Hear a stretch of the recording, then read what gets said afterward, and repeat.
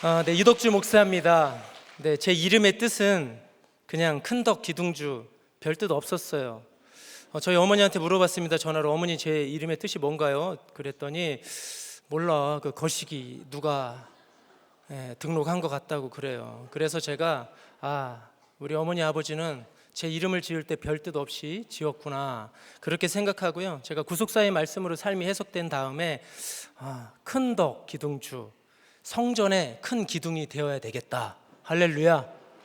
그렇게 저 스스로 해석을 했습니다. 네, 이 박수는 그렇게 되라는 의미인 것으로 알고, 특별히 이 귀한 강단에 세워주신 하나님께 진심으로 감사드리고, 또한 사울 같은 저를 포기하지 않으시고 양육해 주시고, 또 제 삶을 구속사 말씀으로 해석해 주신 우리 담임 목사님께 감사드립니다. 오늘은 사무엘상 3장 1절로 21절, 주의 종이 듣겠나이다 라는 제목으로 말씀 나누겠습니다. 하나님께 쓰임받는 일꾼이 되려면 첫 번째, 잘 듣고 잘 물어야 합니다. 사무엘상 3장 1절 말씀을 우리 함께 합독하겠습니다. 시작. 아이 사무엘이 엘리 앞에서 여호와를 섬길 때에는 희귀하여 이상이 흔히 보이지 않더라. 지금 이 시대는 사사시대에서 왕정시대로 넘어가는 그 길목입니다. 사무엘이 등장하기 전 이스라엘은 각기 자기의 소견에 옳은 대로 행하는 부패와 암흑의 시대였습니다. 엘리라고 하는 제사장이 있었고, 그가 있는 동안 전쟁은 없었지만 엘리 제사장의 아들들이 너무나 부패하고 타락했습니다. 그럼에도 이스라엘을 버리지 않으시겠다는 하나님의 의지와 희망의 메시지는 오늘 어린 사무엘이 하나님의 궤에 있는 여호와의 전 안에 있다는 겁니다. 사무엘은 제사장이자 마지막 사사이고 이스라엘의 첫 선지자입니다. 왕정 체제의 기틀을 세운 역사적으로도 위대한 인물입니다. 사무엘은 아이를 못 낳고 고난받고 멸시당하는 한나의 진정한 기도를 통해서 태어난 사람입니다. 한나의 기도는 분명 아이를 낳지 못하는 고난으로부터 시작되었습니다. 남편 엘가나의 사랑은 받았지만 또 다른 아내 분인나가 한나를 격분하게 하여 괴롭게 했습니다. 그렇게 시작된 한나의 기도는 자신의 수치와 조롱을 피하기 위한 기도에서 한 민족을 구원하는 민족적인 기도로 발전하게 됩니다. 이미 타락한 이스라엘을 구원하시려는 하나님께서 사무엘이라고 하는 영적인 지도자 한 사람을 세우기 위해 한나라고 하는 한 여인에게 고난을 주시고, 그가 고난을 통해서 기도의 자리로 나가게 하시고, 마음이 괴로워서 여호와께 기도하고 통곡하며 서원하게 하시기 위함이었습니다. 그래서 고난이 축복이라고 합니다. 할렐루야. 제가 이 대목에서 고난이 축복이라고 이연사 외칩니다 이거 하려고 그랬더니 제 아내가 갑자기 그런 거 하지 말라고, 좀 평범하게 좀 하라 그래서 제가 안 했습니다. 그렇게 진정한 기도를 드렸던 한나에게 하나님은 사무엘이라는 아이를 주셨고, 한나는 서원한 대로 아이 사무엘을 여호와 앞에 영원히 있게 하는 적용까지 하였습니다. 사무엘상 3장 1절 하반절 말씀해 보니까 여호와의 말씀이 희귀하여 이상이 흔히 보이지 않았더라, 이렇게 말씀하세요. 여기에서 말씀이 희귀하다는 것은 말씀을 듣지 못했다는 뜻이 아니라 적용이 없다는 것을 말한다고 우리 목사님 말씀해 주셨어요. 그러니까 말씀을 듣고 적용하지 않으니까 하나님의 이상이 흔히 보이지 않는 거예요. 엘리는 하나님의 말씀을 듣고도 돌이키지 않았어요. 그런데 한나는 말씀을 듣고 응답받고 적용까지 하는 겁니다. 한나 삶의 결론이 바로 오늘 사무엘상 3장 1절에 아이 사무엘이 엘리 앞에서 여호와를 섬기는 것입니다. 자, 그렇다면 지금 이 현재 이 사무엘상 3장 1절에서 한 10절까지 11절까지 이 내용을 다 하면 시간이 많이 걸리잖아요. 그런데 이 성전 안에서의 상황을 제가 묵상하면서 굉장히 은혜가 됐습니다. 할렐루야.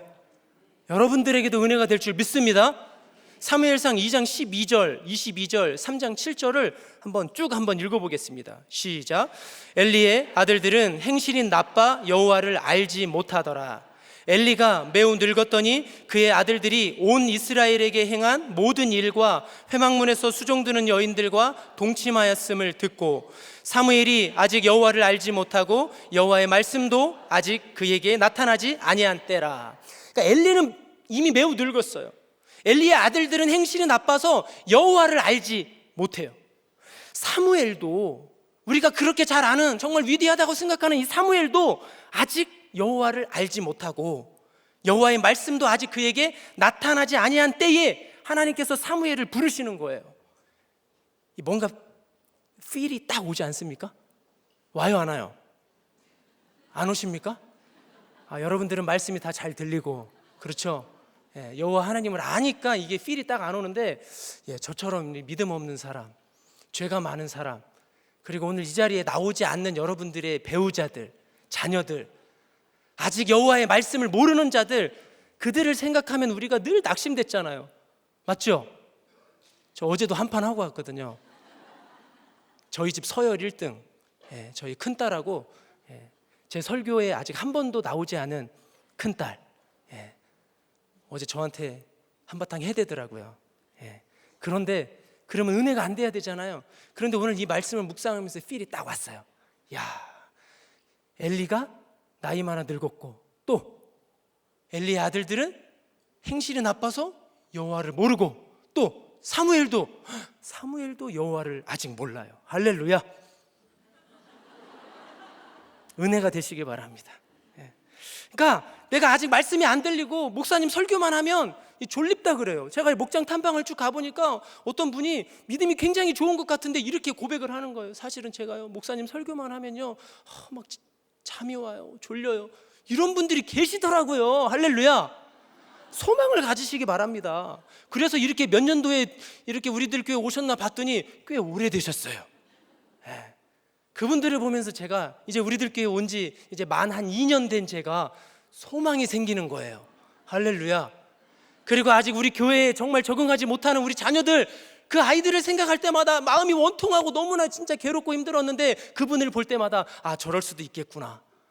우리 사무엘도 아직 모르는구나. 은혜가 되지 않습니까?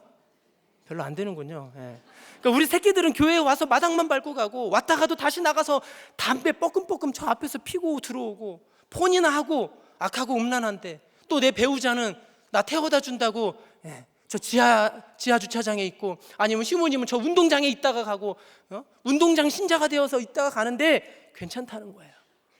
할렐루야.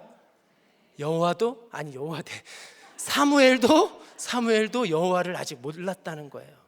그러니까 이런 걱정과 근심이 있는 여러분들은 오늘 큰 은혜가 임하길 믿습니다. 엘리의 아들들은요, 수종드는 여인들과 지금 이 사무엘 3장에서 아마 동침하고 있을 거예요. 엘리는 자기 처소에서 자고 있어요. 이제 대략 12살 정도밖에 안 된 사무엘이, 말씀도 안 들리고 여호와 하나님도 모르는 이 사무엘이 어머니의 적용으로 성전에서 낮에는 일하고 밤에는 하나님의 등불이 꺼지지 않도록 뜬 눈으로 나를 새고 있습니다. 요즘 같으면 기름 한 20리터짜리, 그렇죠? 그거 부어놓고 그냥 다음날 낮에 또 다시 부으면 되잖아요. 그런데 그렇지 않았다는 거예요. 그때 당시에는 그날에 그 기름을 채워 넣어야 되는 거예요. 그러니까 깜딱 잘못하다가 바람이 좀 많이 불어가지고 이게 조금 잘 활활 타면 빨리 꺼져버리겠죠. 그러니까 이 사무엘이 그 전 안에서 이 여호와의 등불이 꺼지지 않게 뜬 눈으로 나를 새고 있었어요. 여호와 하나님도 알지 못하는데, 이미도 엘리의 상태나 그의 아들들의 상태 12살 정도면 다 알지 않습니까? 알겠죠? 우리 아이들 큐티 나눔하면서 얘기하잖아요. 누나 불신결혼은 안 돼, 막 이렇게 하고, 그렇죠? 어려도 다 들을 건 듣는단 말이죠. 그러니까 그럼에도 이 사무엘은 이미 엘리와 엘리의 아들들의 이 행실을 다 봤음에도 불구하고 이 성전에서 그 성전을 엘리 앞에서 여호와 하나님을 섬겼다는 거예요. 한번 따라합시다. 사무엘은 질서에 순종했다. 사무엘이 하나님의 음성을 듣기 위해서 거기 있었던 것이 아니라는 것을 저는 오늘 이 말씀을 묵상하면서 알았어요. 그냥 어머니의 말씀에 순종한 거예요. 질서에 순종한 거예요. 그러다가 자기 이름이 불리니까 주저하지 않고 누구에게 달려가요? 엘리에게 달려갑니다. 그리고 내가 여기 있나이다, 저를 부르셨습니까? 하는 거예요. 그러니까 이미도 늙고 하나님의 사람의 경고도 무시하고 패역한 자녀들도 그대로 두는 엘리 제사장, 내가 무시해도 될 것 같은 무능한 지도자, 윗사람에게 묻는 거예요. 나보다 학벌도 없고 경제력도 없고 자녀 교육도 못 시키고 인품도 안 좋은 목자님에게 잘 듣고 잘 묻는 거예요. 이게 질서 순종입니다. 할렐루야. 그런데 이 질서 순종은 어디에서부터 해야 되냐면 가정에서부터 일어나야 되는 겁니다. 아내가 남편에게 복종할 때, 할렐루야. 아내가 남편한테 복종할 때, 아내가 남편에게 복종할 때, 아멘이 안 나와가지고 제가 3번이나 외치잖아요. 예? 아내가 남편에게 복종할 때 남편이 아내에게 사랑의 언어를 쓴단 말이에요. 할렐루야. 우리 집 잘 듣고 있습니까? 예. 그래야지 자녀도 아버지를 무시 안 합니다. 그러니까 아내가 남편에게 복종하지 않고 남편을 무시하면 자녀가 누구를 무시해요? 아빠를 무시해요. 남편을 무시해요. 이게 시작이에요. 그런데 아빠와 엄마, 남자와 여자는 한 몸이에요? 두 몸이에요? 한 몸이에요. 그러니까 처음에 아빠를 무시하다가 나중에 누구를 무시해요? 엄마를 개무시하는 거예요. 아빠는 그냥 무시하는데 엄마는 그냥 개무시합니다. 맞아요, 안 맞아요? 그러니까 아빠한테 욕은 안 하는데 엄마한테 막 속사포를 날리잖아요. 10원짜리, 20원짜리, 30원짜리. 왜 내 방을 치웠냐고. 아니 우리 집이 그래요. 아니 방 치워준 것도 죄예요? 그런데 방을 치우면서 다른 물건을 옆에다 옮겼다는 거예요. 그렇다고 그냥 10원짜리, 20원짜리, 30원짜리 하는 거예요. 혹시 이런 가정이 있다면 따라합시다. 내가 질서 순종이 안 됐구나. 이렇게 생각하시면 돼요. 그러니까 그렇게 되니까 왜 우리 남편들이 목장에 순종이 안 됩니까? 질서 순종이 안 됩니까? 예, 집에서부터 질서 순종이 안 되기 때문입니다. 그러니까 하나님의 일꾼이 되려면 가정에서부터 잘 듣고 잘 물어야 합니다. 저는 질서 순종이 참 잘 안 되는 사람입니다. 제가 12살 때 저희 아버지가 이스라엘 민족이 자기 소견에 옳은 길로 간 것처럼 스스로 목숨을 끊으셨어요. 알코올 중독, 우울증, 의처증, 대인기피증, 망상, 정신분열 이런 질병 등이 있으셨어요. 그때부터 저는요 우울증이 있었어요. 12살 때부터 저는 우울증이 생겼는데 그 전에는 뭐가 있었냐면 그때는 몰랐는데 지금 생각해 보니까 AD가 있었던 것 같아요. 그리고 틱장애도 있어요. 언어장애도 제가 있었어요. 제가 말을 많이 더듬었습니다. 안 믿겨지시죠? 예, 그리고 제가 눈을 많이 깜빡거렸어요. 그리고 킁킁하기도 했어요. 그때는 몰랐는데 지금 보니까 다 병이더라고요. AD, 틱장애, 언어장애. 예. 원래 말을 심하게 더듬었는데 제가 극복했어요. 뭘로 극복한지 아십니까? 욕으로 극복했어요. 말을 더듬으니까 앞에다가 10원짜리 하면 말이 나오는 거예요. 그렇게 극복했다가 제가 어쩌다가 교회에 와가지고 욕을 끊으니까 또 말을 더듬게 되는 거예요. 예. 얼마나 힘든지 몰라요. 저는 2주에 한 번 십자가에 달립니다. 아시죠? 휘문에서 제가 성경 봉독을 하는데요. 제가 저 때문에 수고하는 분이 계세요. 손효주 목사님 많이 수고하세요. FDC인데 광고가 끝나면 이렇게 하면 제가 이렇게 하면 오늘 우리에게 주시는 이게 나와야 되는데 오늘이 안 나오는 거예요. 이게 제 장애예요. 그래서 혹시 제가 이렇게 휘문에서 목사님 설교하실 때 오늘이 좀 늦게 나온다 그러면 이렇게 하시면 돼요. 예. 그래서 제가 가끔 화면에 잡히면 여기를 이렇게 쳐요. 그랬더니 우리 이성훈 목사님이 오늘 너무 세게 치셨다고. 예. 이게 바로 제가 틱장애, 언어 장애입니다. 그런 아픔이 저에게도 있습니다. 그리고 또 저희 어머니는 남대문 시장에서 장사를 하셨어요. 야간 장사를 하셨어요. 그러니까 낮에는 주무세요. 그리고 밤에 일하러 나가세요. 그러다 아버지가 돌아가셔서 제가 지방으로 갔습니다. 형과 누나와 살았어요. 저희 어머니는 2주에 한 번 내려오셨습니다. 그리고 한 2, 3일 있다가 또 올라가셨어요. 그러기에 저는 밥상 교육을 받지 못했어요. 하나님과 세상을 원망하면서 배우려고 하지도 않았습니다. 그렇게 세상에서 허랑방탕한 삶을 살았을 때 저희 어머니와 할머니의 기도는 쉬지 않으셨어요. 제가 17살 때 국립호텔에 다녀왔습니다. 예, 아는 분들만 웃으십시오. 그리고 나서 출소해가지고 삼본에 있는 할머니 집으로 갔어요. 할머니와 어머니가 저를 못 나가게 하시려고 문 앞에서 낮잠을 주무실 때 제가 할머니와 어머니를 뛰어넘어 그때 집을 나와서는 그때부터 집에 들어가지 않았습니다.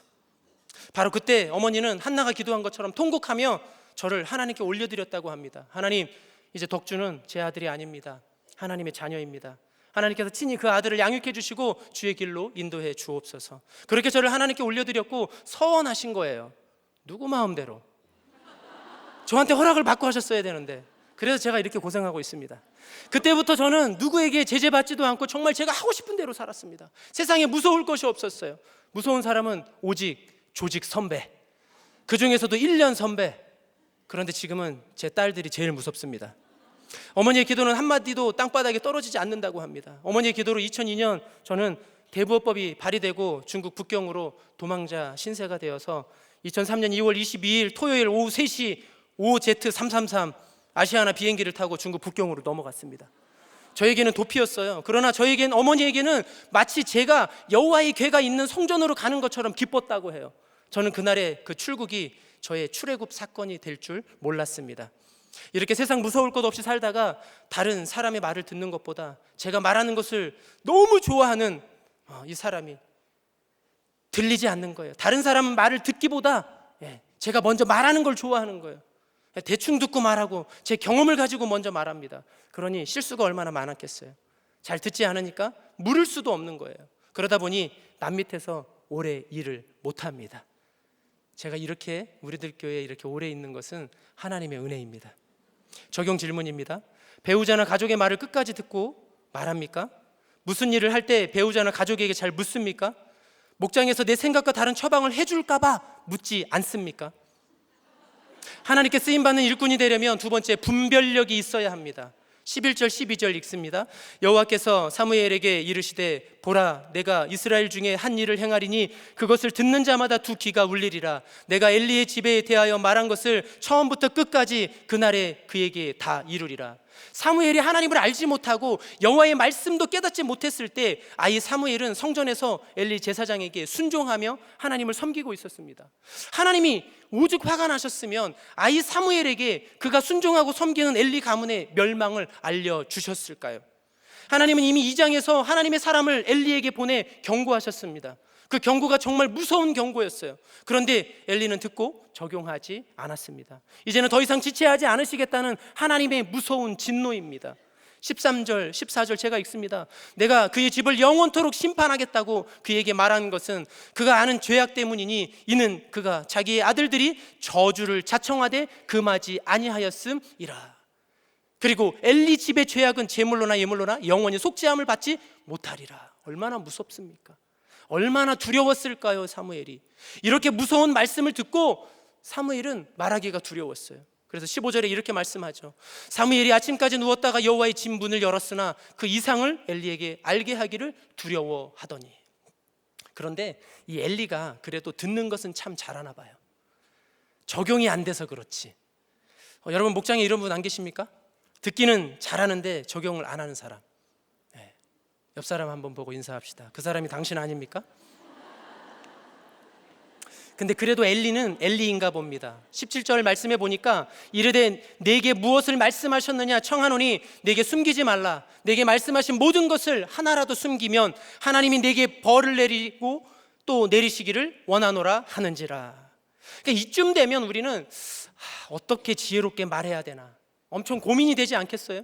목장에서 목자님이 혹은 목원이 정말 저 고난 당하고 있는 이거 꼭 내가 이거 말해주면 좋은데 이럴 때 있죠? 있어요 없어요? 있잖아요. 고민 안 하시고 다 말하시는군요. 그러니까 내가 이미 경험한 거 근데 이 눈치가 보여요. 집사님 그렇게 하면 망해요. 그렇게 하면 자녀들 집 나가요. 목자님 그렇게 하시면 치리 받으세요. 뭐 이렇게 말하면 이렇게 말하면 내가 이거 안 되지. 막 이런 게 있어요. 설마 내가 이렇게 말했다가 나를 공격하면 어떻게 하지? 지금 사무엘도 밤새 고민을 하다가 두려움에 떨고 있는데 엘리가 저렇게 말해주니까 너무 좋은 거예요. 그래서 18절에 이렇게 말해요. 사무엘이 그것을 그에게 자세히 말하고 조금도 숨기지 아니하니 그가 이르되 이는 여호와이시니 선하신 대로 하실 것이니라 하니라. 이때 필요한 것이 따라합시다. 분별력. 그래서 우리 목사님께서 날마다 말씀하시는 게 뭐예요? 십자가는 지혜고 지혜는 타이밍이라고 하셨어요. 아무리 좋은 이야기도 타이밍이 중요하다는 거예요. 그리고 더 중요한 것은 구원이라는 겁니다. 이 말이 저 사람에게 꼭 필요한 이야기인데 못 받아들이고 구원에서 떠날 수도 있다라고 생각을 하시기 바랍니다. 따라합시다. 분별의 기준은 구원이다. 그러니까 구원을 위해서 말할 수도 있고 구원을 위해서 말 안 할 수도 있다는 거예요. 여러분들 그게 잘 되시죠? 저는 그게 잘 안 돼요. 이런 분별력이 저는 너무나도 많이 부족하다 보니까 가정에서 자녀들에게, 아내에게 해야 할 말, 안 해야 할 말, 이게 분별이 안 되니까 가리지 않고 했었습니다. 그리고 자녀들에게 무슨 이야기를 저한테 하면 니들이 뭘 알아? 당신이 뭘 알아? 지금 만약에 사무엘이 저한테 얘기했으면 이 어린 놈을 내가 제사장인데 이렇게 했을 것 같아요. 그런데 엘리는 또 그걸 받아들이는 또 그런 정도의 영성은 된 것 같아요. 제가 그렇게 제 자녀들의 말도 듣지 않고 아내의 말도 듣지 않아요. 그러니까 여러분, 질서 순종한다는 것은 꼭 이 아랫사람이 윗사람의 이야기만 듣는 것만이 질서 순종이 아닌 거예요. 위에 사람도 아랫사람에게 이야기를 들어야 돼요. 이것이 질서 순종이거든요. 근데 저는 이 아랫사람, 저보다 어린 사람, 연약한 사람들의 이야기를 안 들었던 것이죠. 그 결과 저는 하나님의 심판을 받았습니다. 사람들 앞에서 말하는 거 좋아하고 인정받는 거 좋아했던 저를 한순간에 사기꾼 목사, 사꾼 목사로 도장을 찍어주셨어요. 그렇게 낮아지지 않고 실패하지 않았다면 우리들 공동체에 오지 않았을 거예요. 그리고 문제아는 없고 문제 부모만 있다는 것을 인정할 수가 없었을 거예요. 니들이 나만큼 고생해봤어? 니들 어렸을 때 아버지 없어 봤어? 당신은 아버지 계셨잖아. 뭐 이런 얘기하는 거죠. 깡패가 이 정도 변하면 된 거 아니야? 이렇게 얘기하면서. 그런데 요즘은요, 우리 자녀들이 저에게 이야기하면 제가 어떻게 할까요? 약 먹으러 가요. 자녀들에게 이 수치와 조롱을 당할 때 예전 같으면 막 화를 내고 혼내고 그랬는데요, 요즘에는 빨리 약을 먹으러 가요. 가슴이 뛰기 전에. 그래서 약을 먹으면 어떤 말이든지 다 받아들일 수 있습니다. 저는 아직 믿음이 너무 연약해서요, 구약과 신약만으로는 안 돼서 정신과 약까지 먹어야지 그나마 요 정도 차분해집니다. 지난번 설교 때 주인공이었던 저희 둘째 보석은요, 이제 조금씩 우리 공동체의 기도로 반짝반짝 빛나고 있습니다. 할렐루야. 그러나 전혀 다른 장르의 보석을 하나님께서 또 선물로 주시네요. 한 명은 대들고 싸웠는데요, 한 명은 말도 하지 말래요. 방에도 들어오지 말래요. 말 많은 저에게 말하지 말라고 하는 것이 얼마나 큰 고난인지 모르겠습니다. 방에만 갇혀있는 자녀들 때문에 힘들어하는 성도님들의 마음이 제가 체휼이 됩니다. 어제도 문을 꽝 닫아버리고 문을 잠가버리고 들어가서는 들어오지 말라 그래요. 또한 저한테는요, 뭐가 있냐면 사람들에게 있는 그대로 이야기하는 것보다 조금 인본적으로, 조금 기복적으로 이야기하는 것도 너무나 많아요. 그러니까 제가 얼마나 기복신앙인지 몰라요. 진짜 이 기복이 어떻게 이게 끊어지지 않는지 정말 모르겠는데, 지금 엘리 집의 죄악은 예물로나 제물로나 영원히 속죄함을 받지 못한다고 말씀하셨잖아요. 그런데 이렇게 이야기하는 거죠. 지금 빨리 회개하면 조금 감해 주실 수도 있어요. 이런 거죠. 그래서 왜 제가 이렇게 사나 봤더니 사진 하나 띄워주십시오. 문제아는 없고 문제 부모만 있다고 했는데, 제가 여기서 잘 안 보이네요. 좀 확대시켜 보면 저기 부에 누구예요? 부에 저희 아버지 성함이 이 기자 복자예요. 제가 이 기복 씨의 아들인 거예요. 내가 왜 이렇게 기복적인가 봤더니 진짜. 적용 질문입니다. 목장이나 가정에서 해야 할 말과 안 해야 할 말이 분별됩니까? 가정, 직장, 교회에서 질서 순종이 되십니까? 나와 우리 가정에 임한 심판의 사건이 내 죄인 것이 인정됩니까?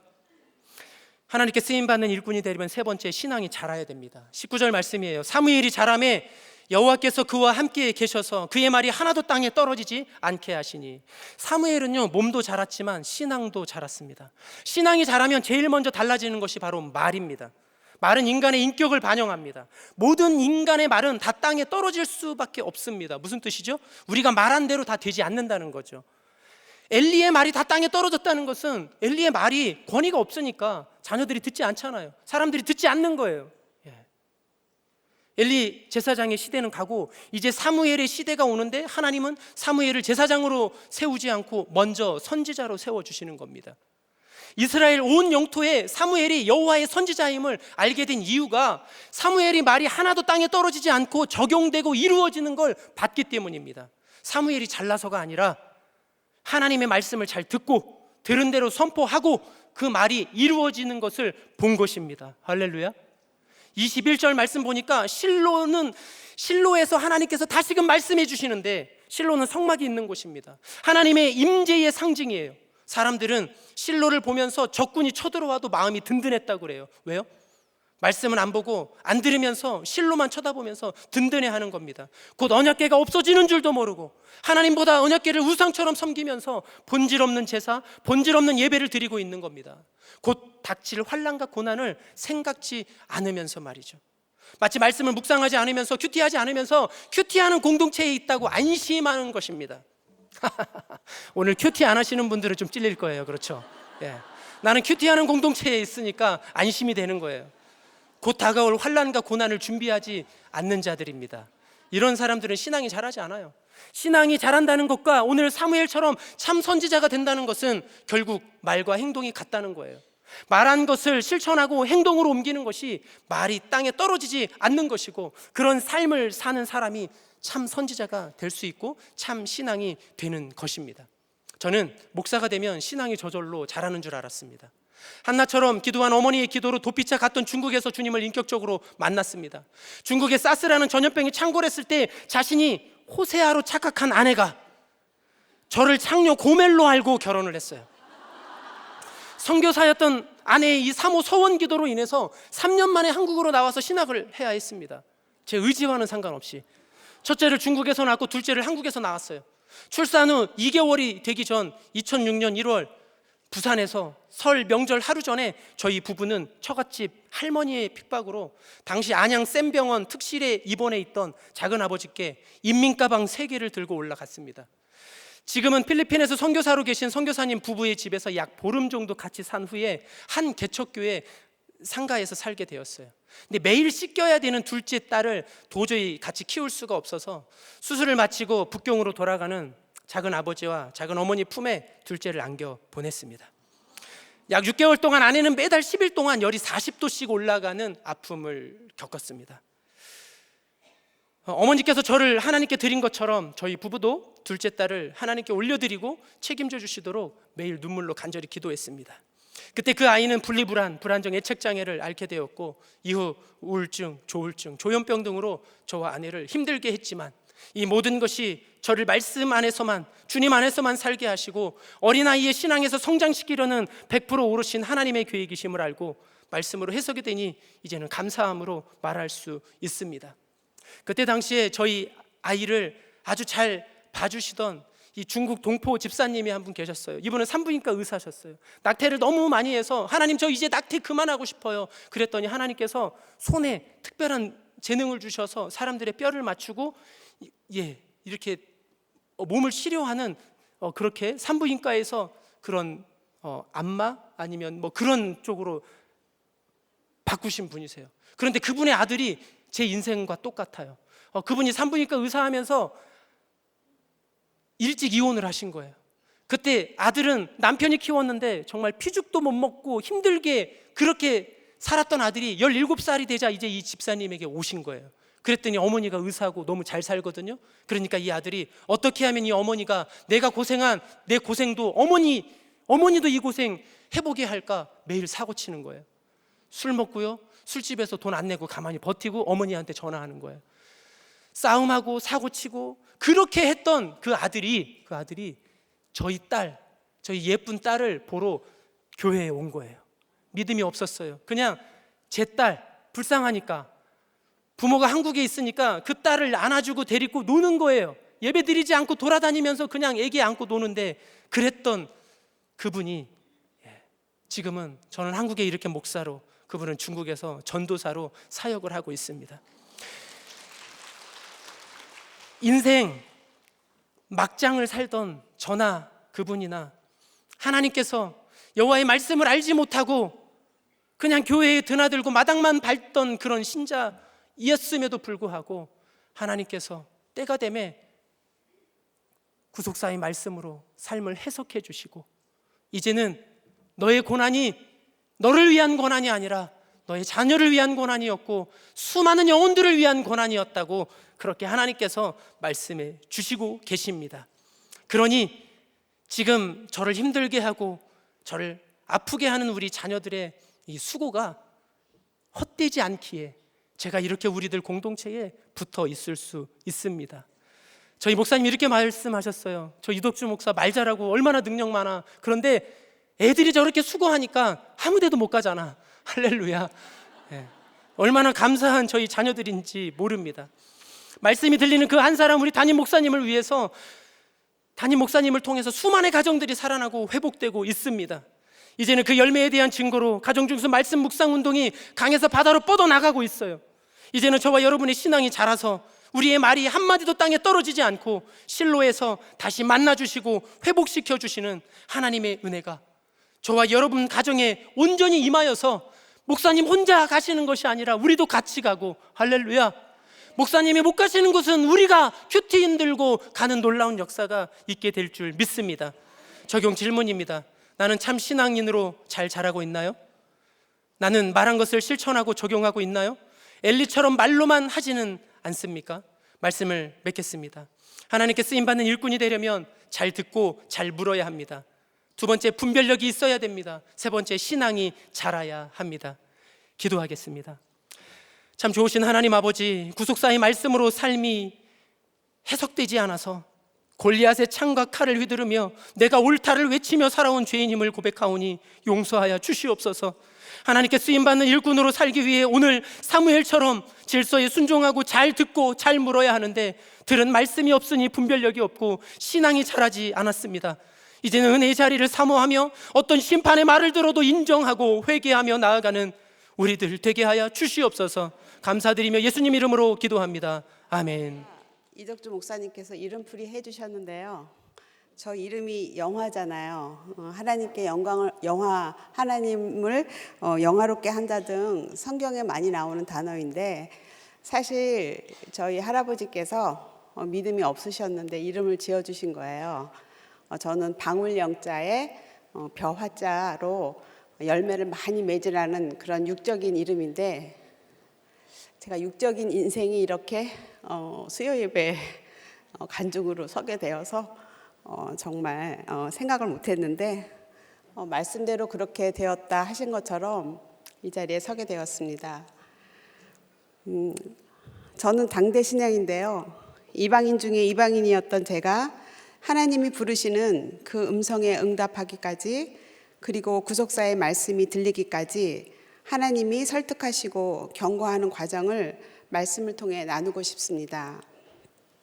본문 말씀은 사무엘상 3장 1절에서 21절인데, 사무엘 3장은 말씀이 희귀하여 이상이 보이지 않았던 시대에 하나님께서는 말씀이 들리는 그 한 사람 사무엘을 부르십니다. 사무엘을 부르신지라가 3번이나 나옵니다. 하나님께서는 이렇게 개인의 이름을 부르시며 언제나 말씀이 들리는 그 한 사람을 찾으십니다. 여호와의 말씀으로 자기를 나타내시며 그 한 사람에게 구원의 사명을 맡기기를 원하십니다. 부르시는 하나님의 음성에 사무엘은 말씀하옵소서 주의 종이 듣겠나이다 합니다. 저와 우리 모두가 하나님의 말씀이 들리는 그 한 사람이 되려면 첫째, 여호와의 전에 거해야 합니다. 저는 당대 신앙인데 어머니의 기도가 없었을 뿐 아니라 하나님을 믿지도 않았고 저한테 전해주던 사람도 없었습니다.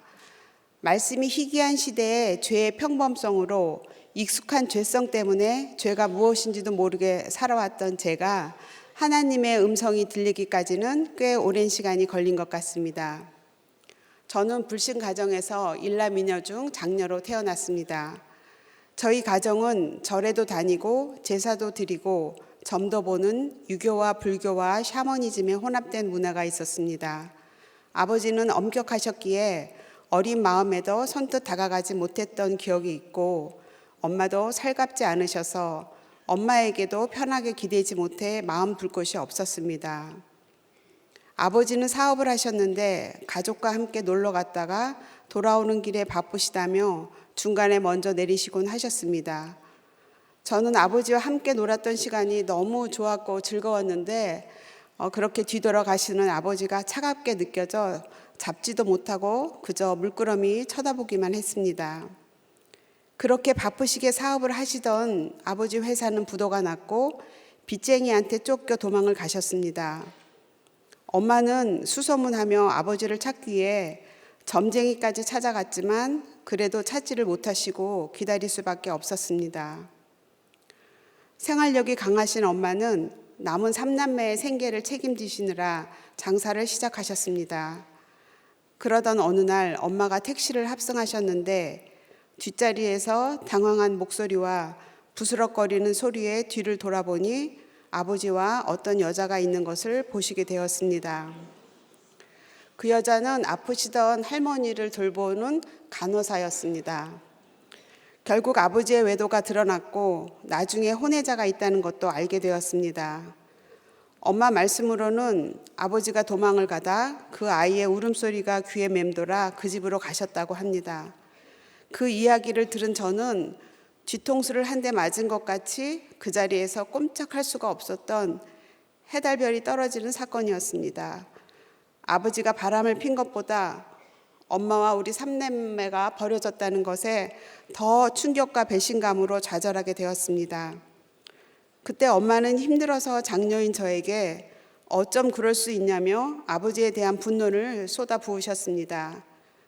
그러나 자녀인 저는 굳이 몰라도 될 말을 듣게 되어 얼마나 힘이 들고 상처가 되었는지 모릅니다.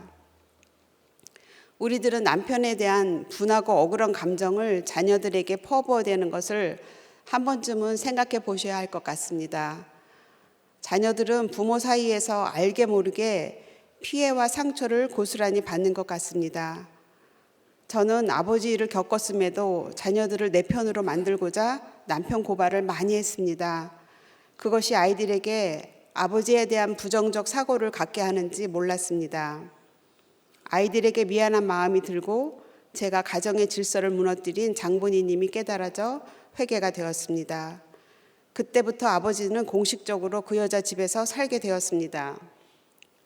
분명 아버지는 내 아버지인데 그 아이를 더 사랑해서 우리를 버리고 갔다는 현실이 믿기지가 않았고 마음 한 군데가 뻥 뚫려 모든 사랑의 마음이 다 없어지는 것 같은 슬픔과 공허함이 밀려왔습니다. 저는 아버지가 있어도 내 아버지가 아닌 것 같고 있어도 안 계신 것 같은 이상한 감정이 드는 것이 너무 싫었습니다. 그래서 나아만 장군이 갑옷 속에 나병을 숨긴 것처럼 나의 불안한 감정들을 숨기며 이런 나의 가정의 수치를 누구에게도 이야기하고 싶지도 않았고 들키고 싶지도 않았습니다. 그래서 괜찮은 사람처럼 보이고 싶어서 외모를 꾸미고 나를 포장하며 살았습니다. 학교에서는 늘 유머 있고 밝게 친구를 사귀었지만 내 속에 있는 깊은 감정들은 직면하지 못하고 숨기는 데 급급했습니다. 싫은 감정과 힘든 감정을 회피하며 잘라냈기에 친구들과 깊은 관계를 맺지 못했고 외모를 꾸미는 것이 중독이 되어 머리끝부터 발끝까지 세팅이 안 되면 바깥에 나가지 않았습니다. 결혼하고도 남편보다 일찍 일어나 맨 얼굴을 안 보이려고 화장을 할 정도였습니다.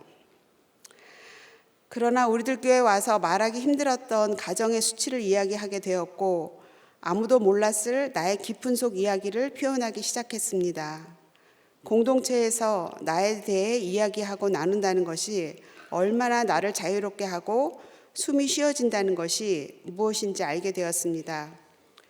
이처럼 공동체에서 이야기하며 나누는 것이 결국은 제일 먼저 내가 살아나는 것이고 구원의 시작점이 된다는 것을 알게 되었습니다. 저희 집은 부재중 아버지와 그로 인한 부재중일 수밖에 없는 엄마였기에 가정에 울타리가 없었습니다. 가정에 대한 애착과 소속감이 없으니 자존감도 없었습니다. 학교 끝나고 집에 가면 기다리고 있는 것은 밀린 빨래와 설거지, 집안일이었기 때문에 아무도 없는 집에 들어가기가 싫었습니다. 그때 힘들었던 감정은 4대가 함께 32년의 시집살이를 했는데 그 큰 살림이 할만하다고 느낄 정도였습니다. 하나님께서 미리 다 아시고 저를 훈련시키셨나?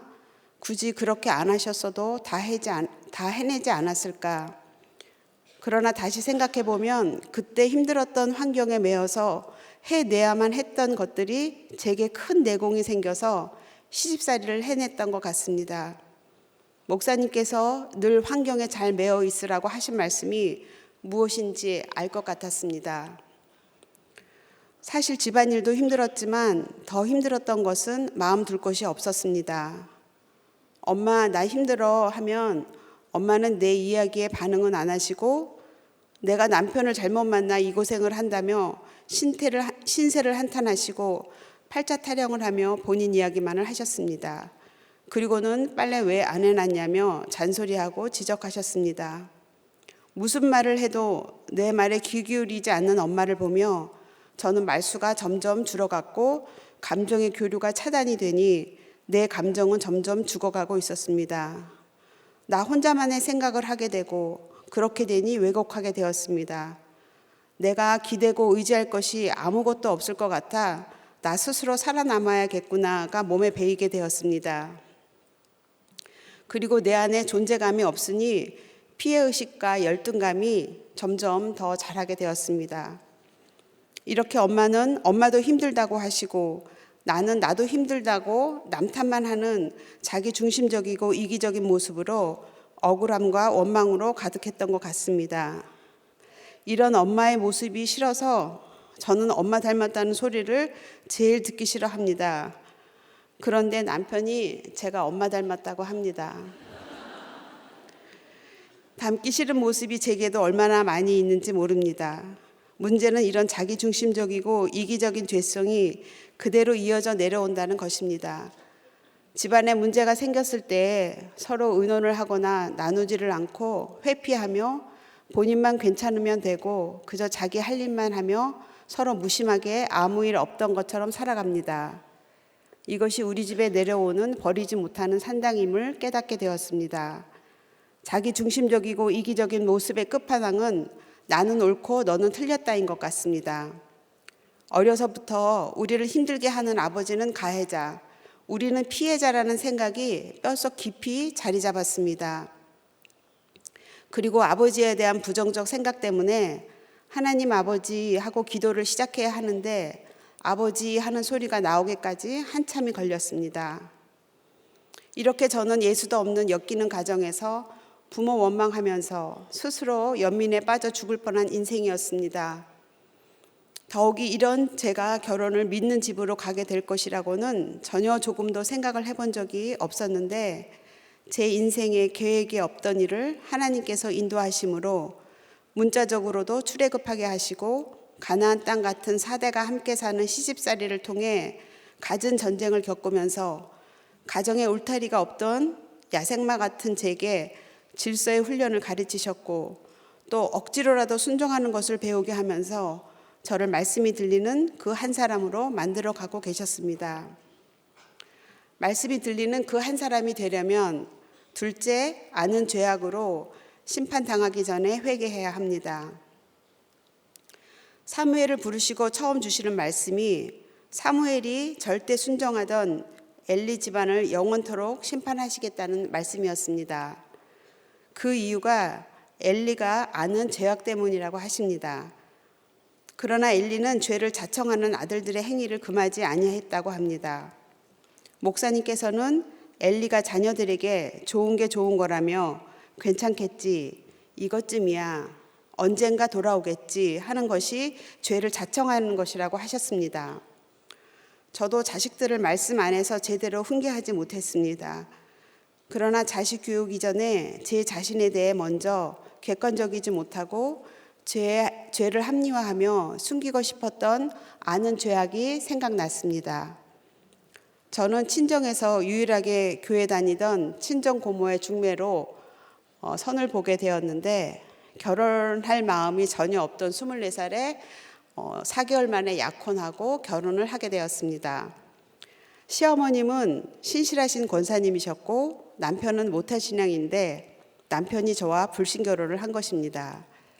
결혼 전에는 예수 믿는 것이 무작정 싫었습니다. 그런데 제가 온 가족이 함께 예배 드리러 갔는데 말씀을 좋아하는 내 자신의 모습을 보고 저도 깜짝 놀랐습니다. 시어머님이 아침 금식 기도를 하셨는데 무엇인지도 모르고 따라하기도 하고 새벽 기도도 좋아서 갓난아이를 얻고 따라갔습니다. 룻이 나오미를 좇은 것처럼 시어머님 하는 대로 신앙생활을 하였습니다. 직장생활 잘하던 남편이 IMF 때 권고사직을 당하였지만 오히려 사업을 시작하는 계기가 되었습니다. 저는 제가 시집살이도 잘하고 신앙생활도 잘하니 복을 주시는 거라며 내심 뿌듯해하며 하나님께서 은혜를 베푸시는 거라는 기복적인 가치관으로만 있었습니다. 5년 동안 해왔던 원단 사업이 사연길을 가자 남편은 갑자기 평생 소원이었던 트로트 가수를 하겠다고 했습니다. 저희 시아버님이 한마는 대동강, 해운대 엘레지, 비 내리는 호남성 등 많은 곡을 남기신 손인호 가수입니다. 시아버님의 뒤를 이어 노래를 부르고 싶어 했습니다. 그러나 자금이 부족했던 저희는 그 당시 부모님의 명의로 된 다세대 건물을 남편과 제가 관리하고 있었는데 남편은 보증금을 도용하여 음반을 내고 가수로 데뷔하고 싶어 했습니다. 저는 부모님의 돈을 쓰는 것이 마음에 찔려 남편에게 반대했지만 막지는 못했습니다. 이것이 아는 죄악이었습니다. 남편은 한 곡만 뛰면 다 갚을 수 있다고 저를 안심시키고 설득했고 저도 열심히 하면 되겠지 하며 나의 죄책감을 애써 외면했습니다. 그래서 저도 남편과 함께 방송국을 열심히 다니고 지방 곳곳에 있는 노래교실에 가서 홍보도 하고 또 차를 운전해 주기도 하고 의상도 챙겨주는 등 로드 매니저를 자칭하며 남편을 도왔습니다. 그러나 결국은 방송 사기도 당하고 빚은 빚대로 지며 아는 죄악으로 망하게 되었습니다. 목사님 설교 말씀에 하나님을 반역한 대가가 반역이라고 말씀하셨는데 딱 맞는 것 같습니다. 부모님의 돈을 도둑질한 것이 맞았기 때문에 솔직하게 말씀드리고 부모님 앞에 무릎 꿇어 사죄를 드렸습니다. 어머님은 아들도 도둑놈이고 며느리도 도둑년이라며 무시와 조롱을 하셨습니다. 남편보다 며느리인 저를 더 괴롭히시니 한 집에서 사는 것이 지옥 같았습니다. 이렇게 죗값을 톡톡히 치르는 별궁 생활을 보내고 있었는데 3년이 지나자 시어머님께서 주일 예배에 다녀오시면서 오늘 설교 말씀에 7번뿐 아니라 7번을 70번까지라도 죄를 용서하라 하셨다 하며 저희들을 용서하시겠다고 하셨습니다. 부모님도 쉽지 않을 적용을 하시는구나 하며 다시 시어머님께 죄에 대해 용서를 구하게 되었습니다. 이렇게 하나님께서는 이미 내가 아는 죄악으로 망한다고 계속 말씀을 하고 계셨습니다. 그러나 제가 말씀이 희귀하니 근본적인 죄를 직면하지 못하고 괜찮겠지, 좋아지겠지, 잘 될 거야를 부르짖으며 애써 합리화를 하며 죄를 자청하게 되었습니다. 그리고 열심히 기도하면서 남편이 가수로 이름을 날리고 돈도 갚게 되기를 원했습니다. 이것이 산당 제사임을 몰랐습니다. 영적으로 어두워져 분별을 못하고 있는 모습이 어떠한 것인지 알게 하셨습니다. 말씀이 들리는 그 한 사람은 셋째 선지자로 부르심을 받은 사람입니다. 사무엘이 하나님의 말씀을 들은 대로 선포하고 그 말이 이루어지는 것을 보고 온 이스라엘 백성이 여호와의 선지자로 세우심을 입은 줄 알았다고 합니다. 그리고 하나님께서 실로에서 사무엘에게 말씀으로 자기를 나타내셨습니다. 하나님께서 자기를 나타내시는 방법은 기적이나 환상이 아니라 여호와의 말씀으로 나타내십니다. 그러므로 우리가 매일 말씀 묵상하는 시간이 얼마나 중요한지 모르겠습니다. 어느 날 시어머니와 시누이가 대화하는 중에 꿈에서 하나님의 음성을 들었다고 이야기하는데 저는 그것이 무엇인지 몰랐지만 하나님의 음성을 듣고 싶어 3일 금식을 작정했습니다. 시어머님은 안 믿는 며느리가 3일 금식을 한다니 너무 기뻐하셨습니다. 그렇게 큰 마음을 먹고 금식을 시작했는데 하루가 지나고 이틀이 지났는데 아무런 세미한 음성도 들리지 않았습니다. 이틀째가 되니 배가 너무 고파서 허리를 펼 수가 없었고 하나님의 음성을 듣기 전에 내가 죽겠구나 싶었습니다. 겨우 마지막 날이 되어 이대로 끝나는 건가 했었는데요. 예전에는 성경책을 딱 펴면 그 주시는 말씀이 내게 주시는 거라고 말씀하셨어요. 그래서 마지막 날 기도를 하면서 심호흡을 하고 성경책을 딱 폈습니다. 요한복음 20장 29절 예수께서 가라사대 너는 나를 본고로 믿느냐 보지 못하고 믿는 자들은 복되도다 이 말씀을 주셨습니다. 제가 원하는 하나님의 음성을 듣지는 못했지만 하나님께서 저를 말씀으로 처음 나타내 주셨습니다. 하나님께서는 그때부터 말씀으로 저를 가르치시고 인도하기 시작하셨고 마침 그때 같은 교회에 다니는 집사님의 인도로 남서울교회 큐티 말씀을 전하는 김양재 집사님이셨던 목사님의 말씀을 들었습니다. 성경에 저런 말씀이 있었나 할 정도로 놀랍고 재미있어서 매일 성경으로 큐티를 했지만 공동체가 없이 홀로 큐티를 하니 결단하고 적용하는 것이 쉽지 않았습니다. 2004년도에 남편이 가수를 하다 망하게 된 이후 남편은 그저 침대에만 누워 있었고 지금 생각해보면 우울증과 무기력이었을 것 같습니다. 저는 친정아버지가 책임감 없이 우리 3남매를 버리고 간 기억이 트라우마로 올라와 아무 일도 안 하고 누워만 있는 남편이 무책임하다고 느껴져 무시가 되었습니다. 안 믿던 제가 예수 믿고 시부모님도 모시고 교회에서 부서를 맡으며 봉사와 섬김을 다했는데 하나님은 왜 그러시는지 해석이 안 되었습니다.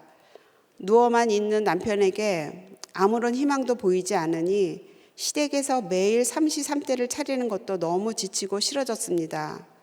그래서 운동을 핑계로 시간을 밖에서 보내고 집에 늦게 들어오는 일탈을 하기 시작했습니다. 시어머니께서 늦게 들어오는 저를 야단치셨는데 저는 도리어 왜 누워만 있는 남편은 가만두고 저만 혼내시냐며 대들었습니다. 그때는 제가 미쳤었던 것 같습니다. 나중에 알게 되었는데 시어머님은 며느리가 이상해졌다고 교회 기도 제목을 내놓으셨다고 합니다. 그러나 그때에도 매일 성경 큐티책을 손에서는 놓지 않고 있었습니다. 어느 날 죄책감에 너무 힘들어 그날의 큐티책을 열었습니다. 에스라 10장 3절 말씀.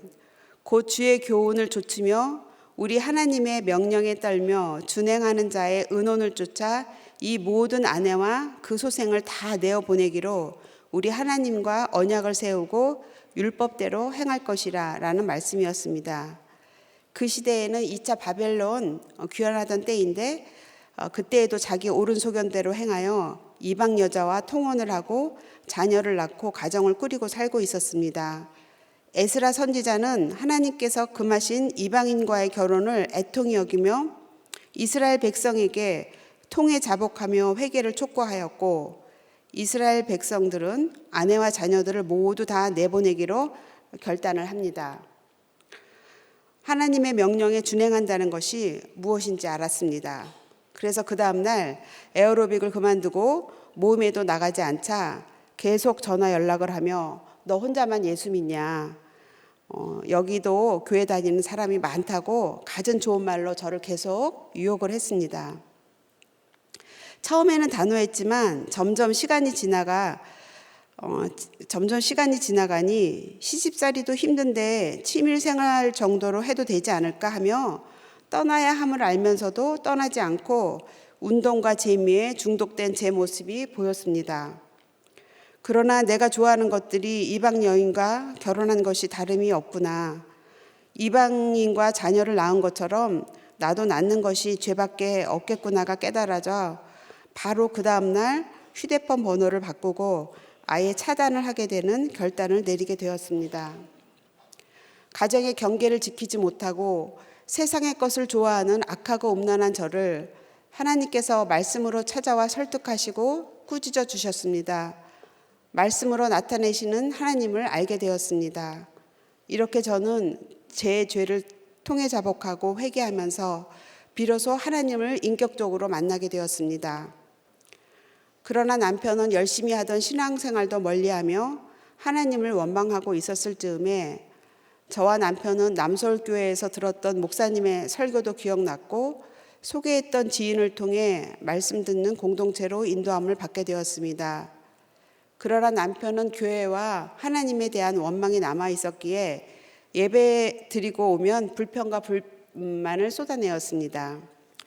그러던 중 시아버님의 임종 예배 때에 시아버님의 유언과 당시 목자님의 권유로 10년 만에 1:1 양육을 시작하게 되었습니다. 제1과 독서 목록인 날마다 큐티하는 여자를 읽고 세상에 이런 선지자가 어디 있냐며 그때부터 목사님을 존경하기 시작했습니다. 난청이 있는 남편은 설교 말씀이 안 들린다고 핸드폰만 보고 있었는데 목사님을 존경하면서부터는 설교 말씀이 들린다고 합니다. 여전히 난청이 있지만 설교 말씀이 들린다는 것이 기적 같고 지금은 4년차 목자로 섬기고 있습니다. 그리고 꿈에서 하나님의 음성을 들었던 시누이는 부목자로 섬기고 있고 시누이 남편은 올해 신임 목자가 되었고 친여동생도 마을지기로 섬기고 있습니다. 이렇게 하나님께서는 이전이나 지금이나 말씀이 들리는 그 한 사람을 부르셔서 사명을 감당하게 하십니다. 저야말로 이방인 중에 이방인, 죄인 중에 죄인인 저를 말씀이 들리는 그 한 사람이 되게 하심에 하나님께 감사와 영광을 드립니다. 또 이혼하지 않고 가정을 지켜주신 친정어머님과 날마다 기도로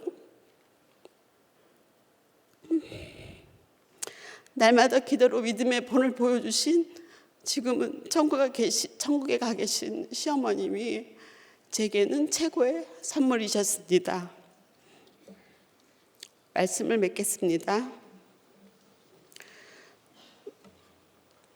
말씀이 들리는 그 한 사람이 되려면 첫째, 여호와의 전에 거해야 합니다.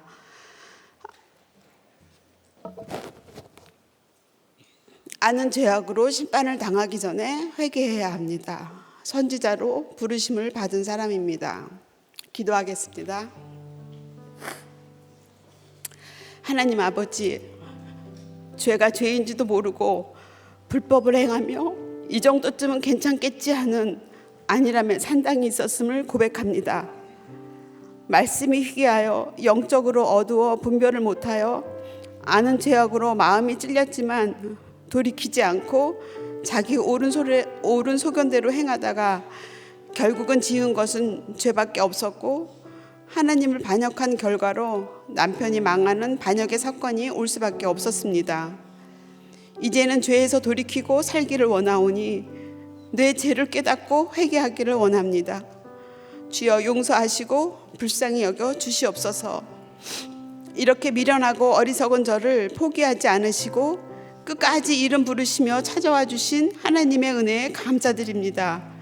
이제라도 말씀으로 나타내시는 하나님을 만나도록 말씀의 귀를 기울이게 하시고 하나라도 적용할 수 있도록 은혜를 내려 주시옵소서. 그래서 내 안에 말씀이 희귀하지 않도록 하시며 영적으로 분별하는 지혜와 은혜를 허락해 주시기를 소원합니다. 오늘도 각 처소에서 말씀이 희귀한 가운데에서도 하나님께서는 그 한 사람을 부르십니다.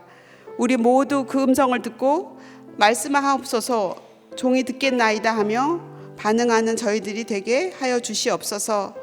그래서 가감없이 말씀을 전하며 사명을 감당하는 하나님의 일꾼들이 되기를 간절히 기도드립니다. 이 모든 말씀 예수님의 이름으로 기도드립니다. 아멘.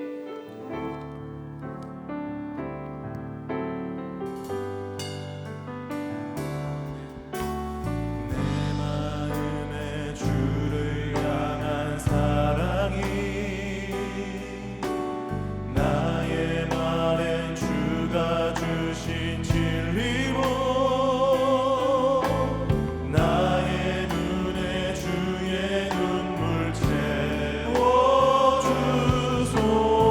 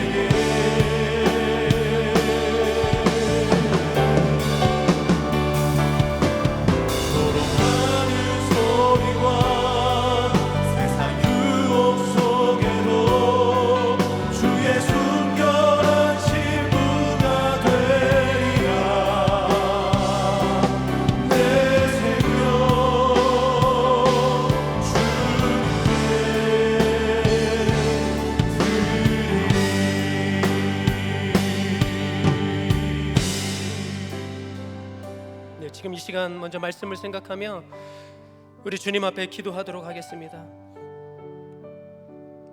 오늘 사무엘은 여호와 하나님을 알지 못하고 말씀이 들리지 않을 때에도 질서에 순종함으로 하나님의 궤가 있는 성전에서 잘 듣고 잘 묻고 분별력 있게 말하며 신앙이 자라가 그의 말이 한마디도 땅에 떨어지지 않았다고 합니다.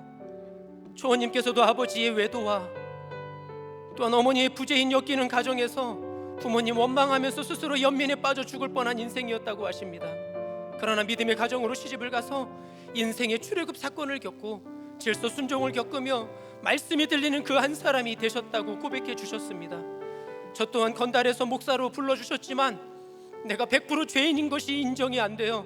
나도 속고 남도 속이는 사꾼 목사로 살며 아내와 자녀들에게 옳고 그름으로 판단하며 병들게 했던 죄인입니다. 이 시간 이렇게 기도했으면 좋겠습니다. 주님, 말씀이 들리지 않아도 가정의 질서에 순종하여 주님의 말씀을 잘 듣고 잘 묻고 한 걸음 한 걸음 나아가게 하여 주시옵소서. 구원을 위한 영적인 분별력으로 배우자와 자녀와 부모님이 여호와 하나님의 심판을 자청하는 자들이 되지 않도록 손과 발이 가는 적용으로 말씀이 들리는 그 한 사람이 내가 되도록 지금 이 시간 주님과 함께 십자가에서 내가 죽고 주님과 함께 살게 하여 주시옵소서. 나의 멸망을 인정하고 아직도 끊지 못한 나의 죄를 이 시간 끊게 하여 주시옵소서. 중독을 끊게 하여 주시옵소서. 구속사의 말씀으로 내 삶이 해석되게 하여 주시옵소서. 이 시간 말씀을 생각하며 주의 이름 외치며 나와 가정을 위해서 기도하겠습니다. 주여!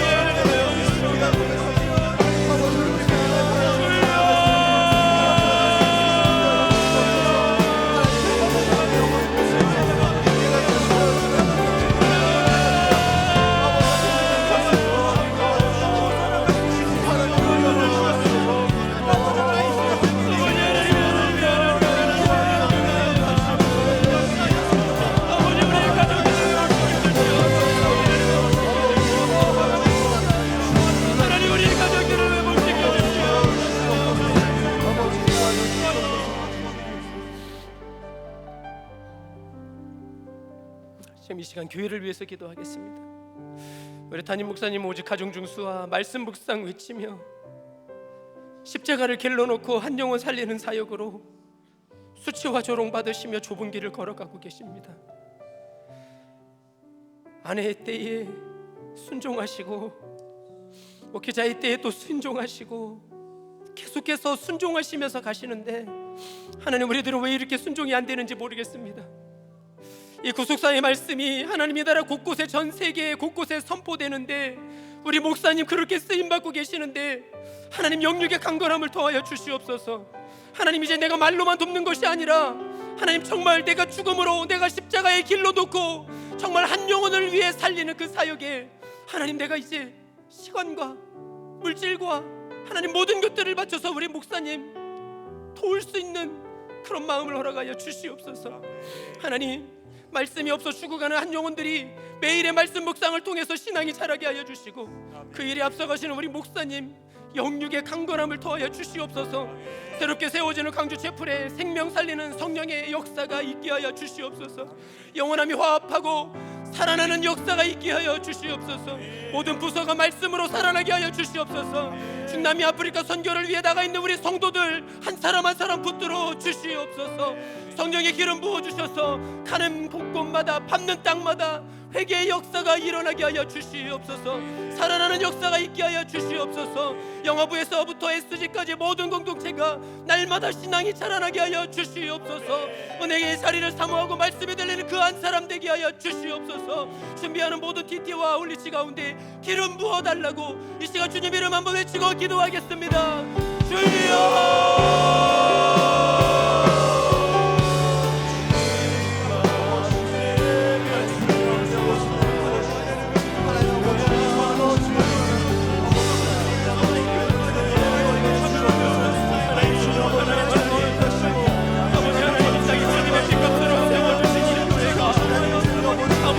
마지막까지 주님 오시는 그날까지 든든하게 세워지기를 바랍니다. 가운데하게 세워지기를 바랍니다. 하나님 우리 목사님 하나님 붙들어 주시옵소서. 하나님 우리 목사님에게 주기 연결하여 아버지 하나님 것을 지어주고 이제 혼자 받으시는 것이 아니라 하나님 우리가 함께 받고 하나님 역사에 주시옵소서. 예수께서 내게 하는 구원을 우리의 자리가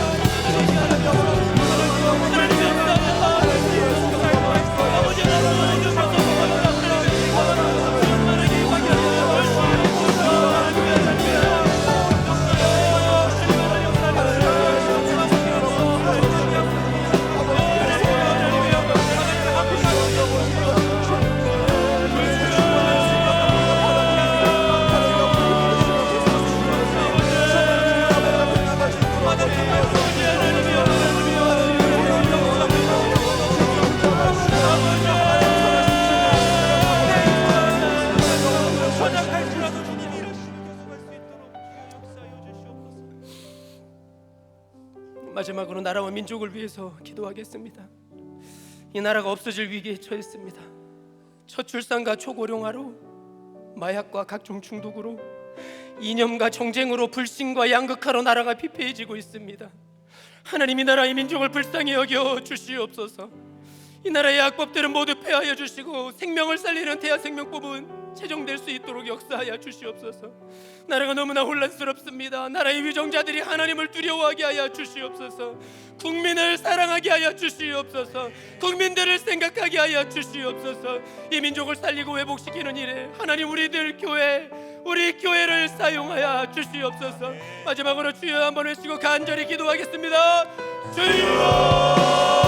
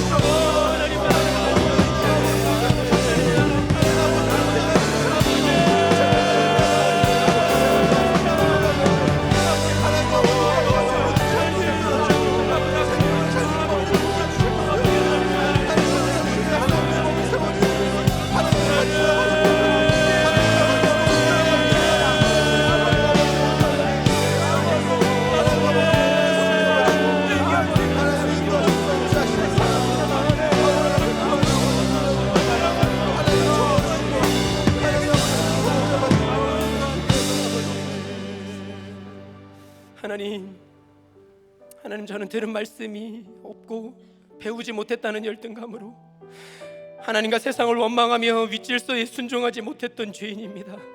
잘 듣고 잘 물어야 함에도 교만함 때문에 듣지도 묻지도 않았다가 하나님께 영원히 심판받았던 죄인임을 고백합니다. 그럼에도 한나같이 기도한 어머니와 할머니와 손과 발이 가는 초경으로 저에게 복종의 언어를 쓴 아내를 통해서 구원받게 하심에 감사합니다. 악하고 음란하고 기복적인 삶에서 이제는 신앙이 자라고 성장하는 구속사적인 삶을 통해서 말씀이 들리는 한 사람 되게 하여 주심을 감사합니다. 사울 같은 저를 살려주시고 살아난 이야기할 수 있도록 세워주신 우리 담임 목사님 기억하여 주시옵고 영육의 강건함을 붙들어 주시옵소서. 나라를 사랑하는 마음으로 준비하시는 이 복지재단 위에 하나님 기름 부어주셔서 낙태가 없는 나라 되게 하여 주시고 마음 편하게 출산할 수 있는 나라 되는 일에 우리 교회를 사용하여 주시옵소서. 목사님을 통해 양육받은 제자들이 이 민족과 열방으로 나가 한 영혼 살리는 일에 목숨 걸게 하여 주시옵소서. 목사님의 방송문서 사역이 강에서 바다로 뻗어나가게 하여 주시옵소서. 아직도 자신의 삶이 구속사로 해석되지 않은 성도들 주님이 시간 찾아가 주셔서 친히 안수하여 주시옵소서. 아버지 하나님이여 가난과 고난과 질병 가운데 있는 우리 성도들 친히 안수하여 주시옵소서. 이 일이 우연이 아닌 실수가 아닌 내가 예수님 믿게 하기 위한 하나님의 세팅인 것을 알게 하여 주시옵소서. 우리 인생이 비통 잘린 나무인 것을 깨닫게 하여 주시고 인생의 목적이 행복이 아니라 거룩임을 알게 하여 주시고 아버지 하나님 그것을 전하는 사명 잘 감당하게 하여 주시옵소서. 우리의 자녀들이 어렸을 때부터 구속사의 말씀으로 말씀 묵상하며 자기 죄를 보고 100% 오르신 하나님만 믿고 의지하며 살아가게 하여 주시옵소서. 하나님이 연말에도 25년도에도 모든 부서의 규패와 TT와 그 목회 세미나 가운데 하나님 기름 부어 주시옵소서. 우리 목사님 가시는 집회마다 기름 부어 주시옵소서. 이제는 우리 주 예수 그리스도의 은혜와 하나님의 사랑하심과 성령의 교통하심이 오늘도 말씀이 들리는 그 한 사람이 되어 신앙이 자라 한마디도 땅에 떨어지지 않는 믿음의 사람들로 거듭나 말씀대로 믿고 살고 누리기로 결단하는 사랑하는 성도들 머리머리 위에와 휘문과 판교와 대구와 광주 채플 위에 지금도 이름도 없이 빛도 없이 주의 복음 증거하시는 선교사님과 가정과 그 현장 위에 이제로 영원히 함께 하시기를 간절히 축원하옵나이다. 아멘.